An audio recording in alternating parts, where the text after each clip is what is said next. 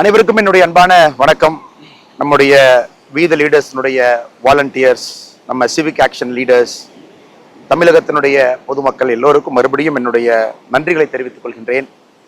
ஏன்னா போன மாதம் முழுவதுமே நம்ம போதைப் பொருளுக்கு எதிரான ஒரு பெரிய விஷயத்தை எடுத்து நாம் எல்லாம் களத்தில் போராடி இருக்கின்றோம். ஒரு மாதம் முழுவதும் இந்த நிகழ்வு நாம் செய்திருந்தாலும் கூட இதை தொடர்ந்து நாம் செய்யணும் அப்படிங்கிற காரணத்திற்காக ஜூலை மாதத்தை இனிஷியேட் பண்ணியிருக்கோம். ஸோ ஜூலை மாதத்தில் நீங்கள் எல்லோருமே பெருமளவில் பங்கேற்று சைக்கிளிங், வாக்கிங், ஸ்கேட்டிங்லேருந்து மக்கள் அவேர்னஸ் வீடு வீடாக போய் போஸ்டர் கொடுக்கறதுலேருந்து எல்லா விதமான விஷயங்களையும் செஞ்சுருக்கிறீங்க. பொள்ளாச்சியில் ஒரு பெரிய மக்கள் சந்திப்பு கூட பொள்ளாச்சியில் நடந்தது. தமிழ்நாடு முழுவதுமே நம்முடைய வாலண்டியர்ஸ் எல்லோரும் பங்கேற்று ஏதோ ஒரு நிகழ்வு, மரம் கொடுக்கக்கூடிய நிகழ்விலிருந்து ஏதோ ஒரு நிகழ்வு போதைப் பொருளுக்கு எதிராக பண்ணியிருக்கிறீங்க. அதே நேரத்தில் டாஸ்மார்க் 500 மீட்டருக்குள்ளே ஏதாச்சும் ஒரு டாஸ்மார்க் இருக்கா அப்படிங்கிறதையும் பெட்டிஷனாக பார்த்து அரசுகிட்ட கொடுத்துருக்கீங்க. அதற்காக நன்றிகள் உங்களுக்கு தெரிவிச்சுக்கிறேன்.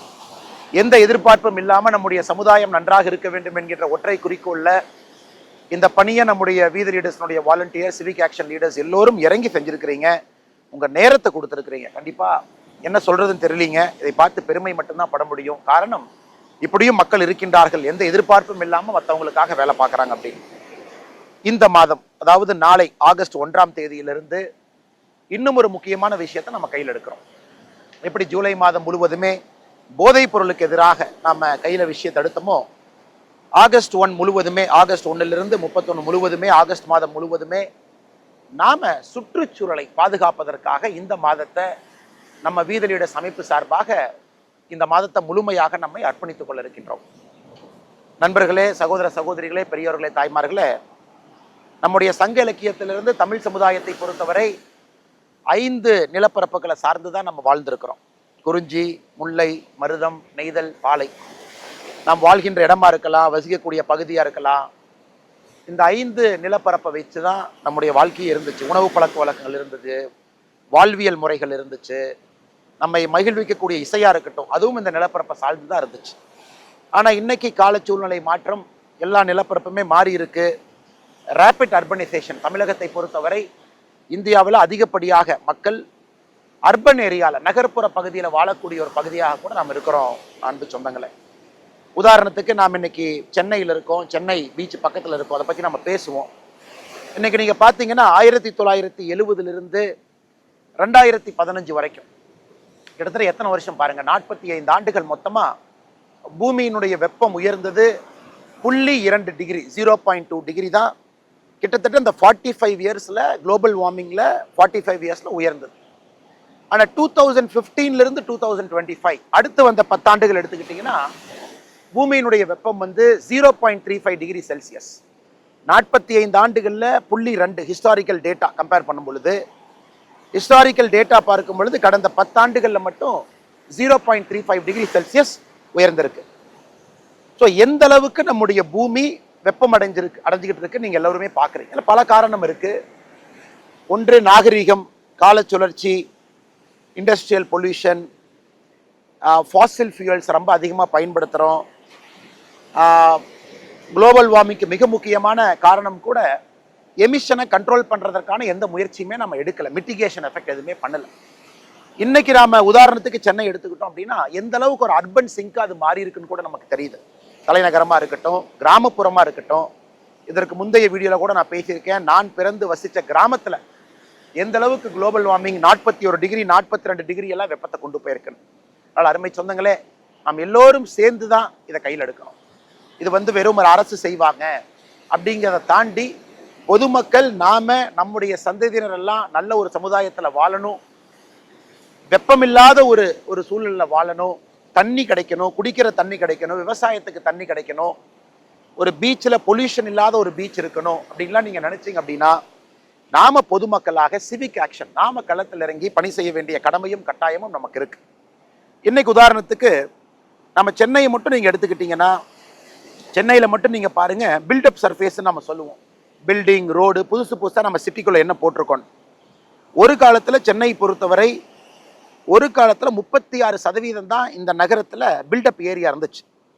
இன்னைக்கு சென்னை பார்த்தீங்கன்னா பில்டப் ஏரியா வந்து 67%. 67% சென்னை பரப்பில் எதர் பில்டிங் இருக்கு, ரோடு இருக்கு. 33% மட்டும்தான் ரோடு பில்டிங் இல்லாமல் இருக்கு. அப்போ அவ்வளவு காங்கிரீட், அர்பன் காங்கிரீட்டை ஒரு தலைநகரத்துக்குள்ள கொண்டு வந்திருக்கோம்.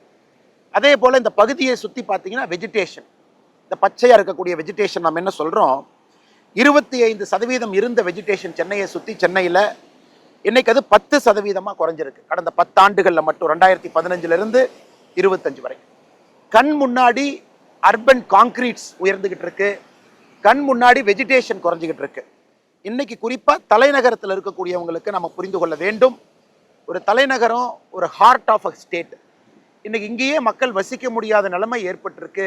எல்லா வீட்லையும் ஏசி போடணும், மல்டிபிள் ஏசி போடணும். ஏசினால குளோபல் வார்மிங். இது பாருங்க எவ்வளவு பெரிய சைக்கிளா திரும்ப திரும்ப சுத்துதுன்னு பாருங்க. ஜூன் 19, 2019 நம்ம மறக்கவே மாட்டோம். அந்த வருஷத்தை கிட்டத்தட்ட 7 ஆண்டுகளுக்கு முன்பு நம்முடைய மாநில அரசு டே 0ன்னு சொல்லிட்டாங்க.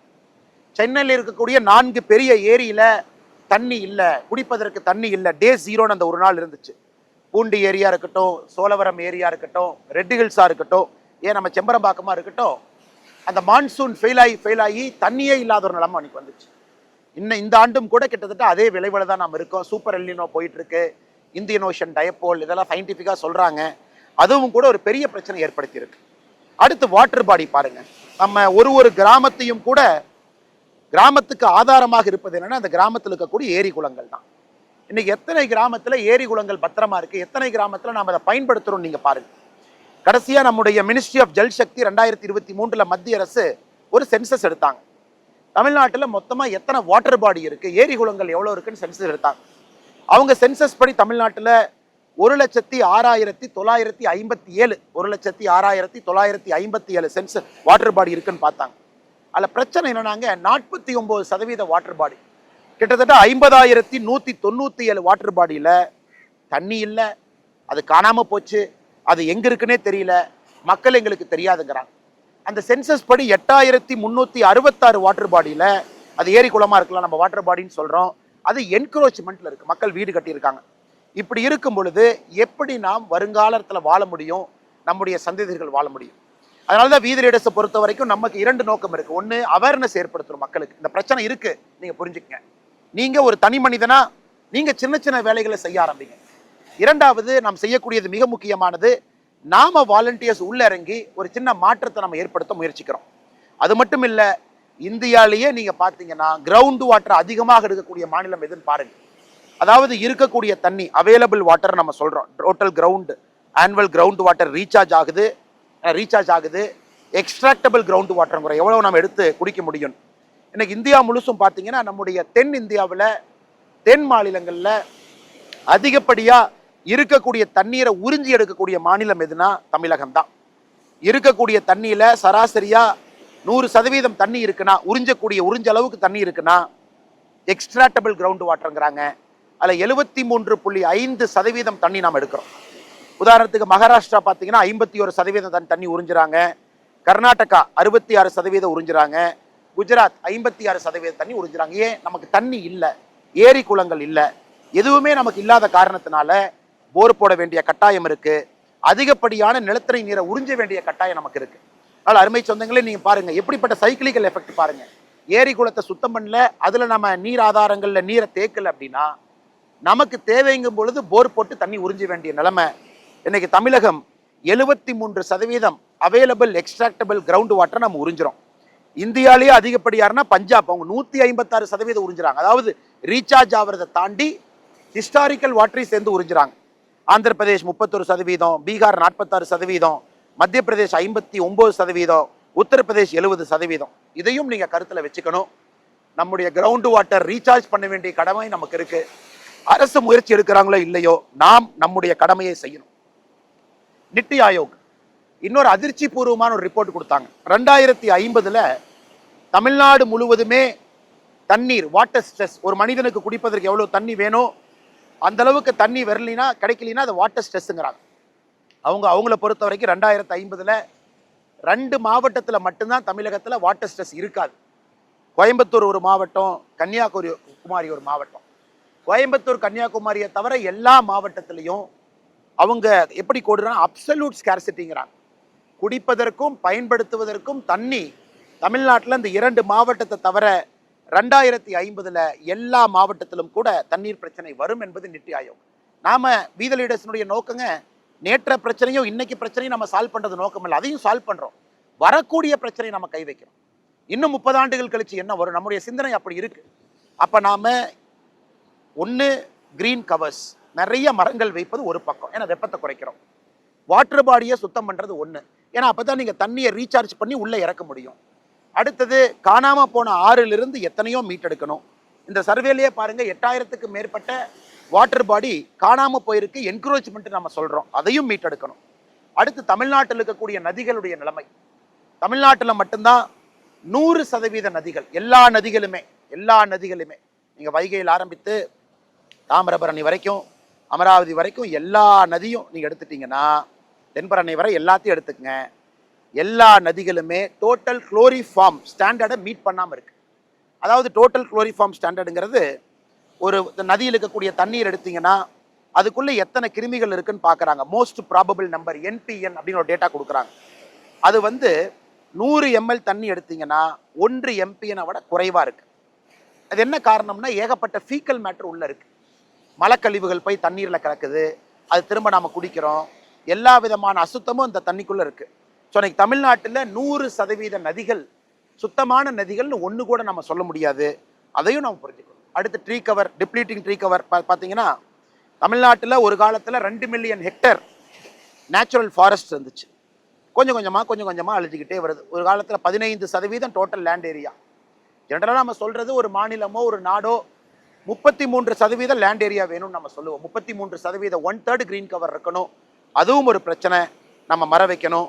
அக்ரிகல்ச்சர் அடுத்த பிரச்சனை. இந்த எல்லா நாளையும் பார்த்தீங்கன்னா அக்ரிகல்ச்சர் லேண்டில் சால்ட் அதிகமாகிட்டு இருக்கு. அது சோடிக்கா இருக்கட்டும், சலைனா இருக்கட்டும். இன்னைக்கு விவசாய நிலமெல்லாம் மலட்டுத்தன்மையை நோக்கி போயிட்டு இருக்கு. அங்கே விவசாயம் செய்ய முடியல. ஏன், நீங்க தஞ்சாவூர் நெல் களஞ்சியத்துக்கு போய் பாருங்க, எந்த அளவுக்கு 1 ஏக்கருக்கு உற்பத்தி ஆகக்கூடிய நெல் 50 ஆண்டுகளுக்கு முன்பு 1 ஏக்கர்ல எவ்வளவு டன் நெல் எடுத்தோம், இன்னைக்கு எவ்வளவு எடுக்கிறோம்னு பாருங்க.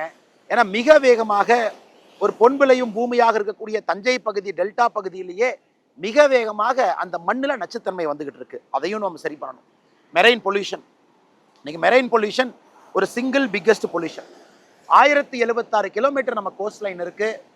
1076 கிலோமீட்டரும் இன்னைக்கு நம்ம பல இடத்துல தேவையில்லாத விஷயங்கள்லாம் இன்னைக்கு பீச்சில் தண்ணிக்குள்ள கலக்குது. அப்படி இருக்கும்பொழுது எப்படி நம்ம டூரிசம் அட்ராக்ட் பண்ண முடியும்?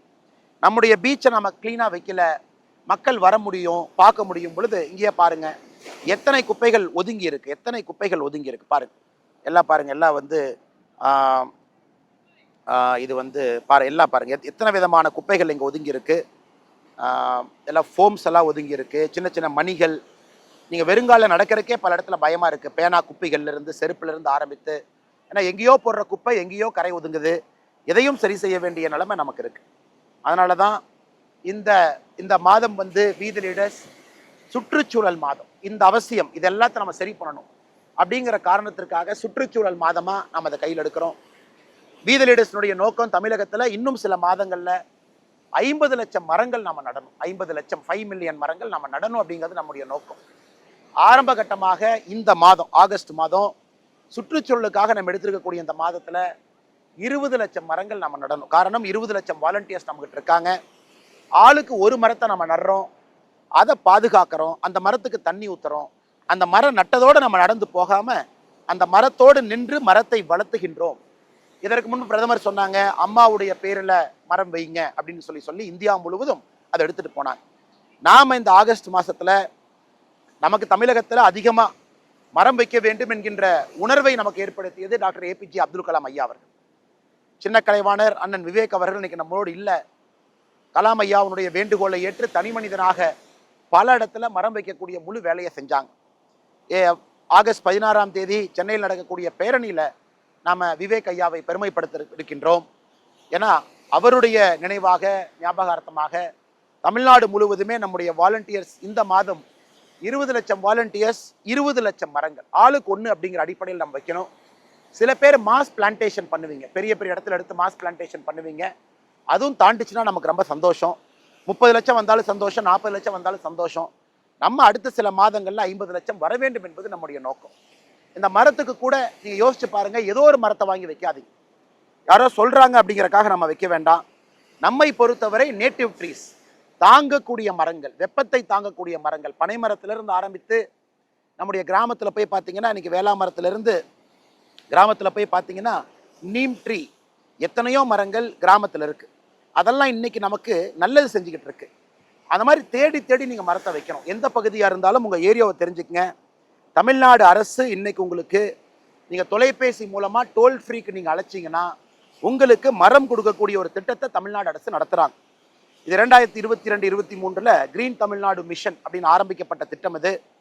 இதற்கு 1800-5997634 1800-5997634 இந்த டோல் ஃப்ரீ நம்பருக்கு நீங்கள் கூப்பிட்டீங்கன்னா, நாங்கள் கூப்பிட்டு பார்த்தோம், செக் பண்ணோம், இப்போ வேலை செஞ்சுட்டு இருக்கு. நீங்கள் கூப்பிட்டீங்கன்னா நீங்கள் எந்த ஊரில் இருக்கீங்க, எந்த ஏரியாவில் மரம் வைக்கணும், எப்படி வைக்கணும், எல்லாத்தையும் அவங்க கேட்டுக்கிட்டு நம்ம ஏரியாவுக்கு தகுந்த மாதிரி ஒரு மரத்தை உங்கள் வீட்டுக்கு அவங்க அனுப்பிச்சிருவாங்க. ஸோ ஒரு மாவட்டத்தையும் கிளாஸிஃபை பண்ணியிருக்காங்க தமிழ்நாடு அரசு, இந்த மாவட்டத்திற்கு எந்த மரம் உகந்தது. அதனால் நம்முடைய நோக்கம் அரசோடவும் இணைந்து நம்ம வேலை செய்யணும். நம் தனி மனிதர்கள் கிடையாது. அரசுகிட்ட ஒரு திட்டம் இருக்கு, செயல்படுத்த வேண்டியது நம்முடைய கடமை. அந்த திட்டத்தை மக்கள்கிட்ட எடுத்துட்டு போறது நம்முடைய கடமை. இதையும் நீங்க ஞாபகத்துல வச்சுக்கங்க. தமிழ்நாடு அரசையும் பயன்படுத்திக்கங்க, தனியாகவும் நீங்க மரம் வைங்க. மத்திய அரசு 2024 கிரீன் கிரெடிட் ப்ரோக்ராம் அப்படிங்கிற ஒரு திட்டத்தை ஆரம்பிச்சாங்க. அதாவது நீங்க 1100 மரங்கள் ஒரு ஹெக்டர்ல வச்சீங்கன்னா, ஒரு ஹெக்டர்ல 1100 மரங்கள் வச்சீங்கன்னா உங்களுக்கு கிரீன் கிரெடிட் அப்படின்னு ஒரு அங்கீகாரம் கொடுப்பாங்க. அதை நீங்க ட்ரேட் பண்ணிக்கலாம். நீ கார்பன் ட்ரேடிங் மாதிரி அந்த கிரீன் கிரெடிட். ஆனால் மத்திய அரசினுடைய திட்டம், அதையும் நீங்க பயன்படுத்திக்கங்க. கிரீன் கிரெடிட் ப்ரோக்ராம் அந்த திட்டத்தினுடைய பெயர். ஒரு ஹெக்டருக்கு 1100 மரம் வச்சீங்கன்னா ஒரு கிரெடிட் உங்களுக்கு கிடைக்கும், கிரீன் கிரெடிட். அதனால் அருமை சொந்தங்களே, எல்லாத்தையும் பயன்படுத்திக்கலாம். நானும் ஒரு வாலண்டியராக இந்த மாதம் ஆகஸ்ட் 2ஆம் தேதி ஒரு அற்புதமான ஒரு விஷயத்தை நம்ம செய்ய இருக்கிறோம். கன்னியாகுமரியில் ஆரம்பித்து தூத்துக்குடி வரைக்கும் கிட்டத்தட்ட 175 கிலோமீட்டர் இருக்கக்கூடிய அந்த பீச் ஸ்ட்ரெச்சை நம்முடைய வீத லீடர்ஸுடைய வாலண்டியர்ஸ் அடுத்த சில மாதம் முழுவதும் நம்ம கிளீன் பண்ண போகிறோம், முழுவதும். அதில் நான் இன்னைக்கு அந்த முழு நாள் கன்னியாகுமரி டு தூத்துக்குடி ஸ்ட்ரெச்சில் 5 இடத்துல, ஊரி உட்பட 5 இடத்துல அன்னைக்கு வாலண்டியர்ஸோட நாமளும் அதை கிளீன் பண்ண போகிறோம். ஒரு இடத்துல ஒரு மாதிரி பிரச்சனைகள் இருக்குது. ஃபிஷிங் நெட்ஸ் ஒரு இடத்துல பொல்யூஷன் இருக்குது, அதை நம்ம எடுக்கிறோம். ஒரு இடத்துல பார்த்தீங்கன்னா நம்ம தசரா அந்த பகுதியில் சிறப்பாக கொண்டாடுறாங்க, அந்த தசரா மணிகள் அதெல்லாம் கரை ஒதுங்கி இருக்குது, அதெல்லாம் சுத்தம் பண்ணுறோம். ஸோ ஆகஸ்ட் 2 அங்கே, ஆகஸ்ட் 3 வைகை நதி மதுரையில், கள்ளழகர் இறங்கக்கூடிய வைகை நதியில், நமக்கெல்லாம் பெருமை கொடுக்கக்கூடிய வைகை நதியில் அங்கே இருக்கக்கூடிய வாலண்டியர்ஸோட வைகை நதியை நம்ம கிளீன் பண்ணுறோம். ஒரு ஸ்ட்ரெச்சை கூட 78 சுதந்திர போராட்ட வீரர்களை ஞாபகப்படுத்தக்கூடிய அழுதில் 78 மரங்கள் நட்டு 78 வாலண்டியர்ஸ் அதுக்கு பொறுப்பேற்றுக்குவாங்க. அவங்க தான் அந்த மரத்தை வளர்த்தி கொண்டு வரணும். அதையும் நாம் மதுரையில் செய்ய இருக்கிறோம். அருமை சொந்தங்களே, ஆகஸ்ட் 16ஆம் தேதி சென்னையில் ஒரு பெரும் பேரணி நடக்க இருக்கு. மக்களுக்கு இது விழிப்புணர்வு பேரணிக்காக நாம் இதை செய்கிறோம். ஆகஸ்ட் 16 சின்ன கலைவாணர் ஐயா விவேக் அவர்கள் பேரில் அந்த பேரணி நடக்கும், அதுவும் நடக்க இருக்கு. அதே போல் சிவகங்கையில் நம்முடைய வாலண்டியர்ஸ் ஒரு பெரிய விஷயத்தை எடுத்திருக்கிறாங்க. கிட்டத்தட்ட 70 ஆண்டுகளாக காணாமல் போன ஒரு நதி தென்னார், காரைக்குடியில் தென்னாறு நதியை அரசுகிட்ட பெட்டிஷன் பண்ணி அதை பர்மிஷன் வாங்கி தனியார் அமைப்புகளோடு நிறைய அமைப்புகளோடு இணைந்து அந்த தென்னாரை மீட்டெடுப்பதற்கான முயற்சி, கிட்டத்தட்ட 70 கிலோமீட்டர் அந்த தென்னாறு, அதை மீட்டெடுப்பதற்கான முயற்சியில் நம்முடைய வாலண்டியர்ஸ் இறங்கி இருக்கிறாங்க. இது எல்லாமே பாராட்டக்கூடிய விஷயம். நம்முடைய தென் தமிழகத்தில் தூத்துக்குடி, கன்னியாகுமரி பகுதியில் வாலண்டியர்ஸ் எல்லாம் இறங்கி இதுக்கு ஏகப்பட்ட ஹோம்ஒர்க் பண்ணி நம்முடைய ஃபிஷர்மேன் நண்பர்களோடு கிட்டத்தட்ட 11 லட்சத்துக்கு மேற்பட்ட ஃபிஷர்மேன் நண்பர்கள் நேரடியாக தமிழகத்தில் மீன் பிடிக்கிறாங்க. அவங்களெல்லாம் சந்தித்து அவங்ககிட்ட பேசி எப்படி இதை டிசைன் பண்ணணும்னு பண்ணியிருக்காங்க. அங்கே பீச் பாடு வைக்கிறாங்க. க்ளீன் பண்ணிட்டு நம்ம போகிறது மட்டும் இல்லை, பீச் பாடு இருக்கும், உள்ளே க்ளீன் பண்ணக்கூடிய சாமான் இருக்கும், அதை நம்ம வாலண்டியர்கிட்ட கீ லாக் இருக்கும், அதை எடுத்து அவங்க தொடர்ந்து க்ளீன் பண்ணிக்கிட்டு இருக்கலாம். அதை இன்னைக்கு துவங்கி வைக்கிறோம். நதிகளை சுத்தம் பண்ணணும், பீச்சை க்ளீன் பண்ணணும், மரம் வைக்கணும். ஸோ தயவு செய்து என்னடா அண்ணன் பேசும்போதெல்லாம் வேலையாக சொல்கிறாரே அப்படின்னு நீங்கள் நினைக்கக்கூடாது. அண்ணன் உங்கள்கிட்ட பேசுறது மிக முக்கியமான நோக்கம். நாம் ஒரு மிக வித்தியாசமான இயக்கம், மக்கள் பிரச்சனையை தீர்ப்பதற்காக களத்தில் இறங்கியிருக்கு. இது நமக்கு ஒரு சந்தோஷத்தை கொடுக்குது, சென்ஸ் ஆஃப் பர்பஸை கொடுக்குது, ஒரு சென்ஸ் ஆஃப் ஐடென்டிட்டியை கொடுக்குது, ஒரு சென்ஸ் ஆஃப் பிலாங்கிங்கை கொடுக்குது. நாம் எல்லாம் எந்த பவரும் யாருக்கு கிடையாது. எல்லா வாலண்டியர் அப்படிங்கிற பேரில் வீத லீடர்ஸ் குடும்பமாக நம்ம கீழே இறங்கி எல்லோரையும் ஒருங்கிணைக்கிறோம், பேசுகிறோம், அவங்ககிட்ட போய் இதை எடுத்து சொல்கிறோம், ஒரு டீமை உருவாக்குறோம். அதில் ஒரு லீடர்ஷிப் நமக்கு வருது. ஒரு சோஷியல் பிரச்சனையாக 1 மாதம் எடுக்கிறோம். 6 பிரச்சனைகள் அடுத்த 6 மாதத்துக்கு எடுத்திருக்கோம். இந்த மாதம் மிக மிக முக்கியமான சுற்றுச்சூழல் பிரச்சனை. நாம செய்யலினா யாரும் செய்ய மாட்டாங்க. அதனால் நாம் செய்வோம், ஒரு பெரிய மாற்றத்தை கொடுப்போம். தமிழ்நாட்டை பொறுத்தவரை இந்த 31 நாட்களும் ஆகஸ்ட் மாசத்துல பயன்படுத்துவோம். மிக பொறுமையாக கேட்டவங்க எல்லோருக்கும் என்னுடைய நெஞ்சார்ந்த நன்றிகளை தெரிவித்துக் கொள்கின்றேன். மாறுவோம், மாற்றுவோம்.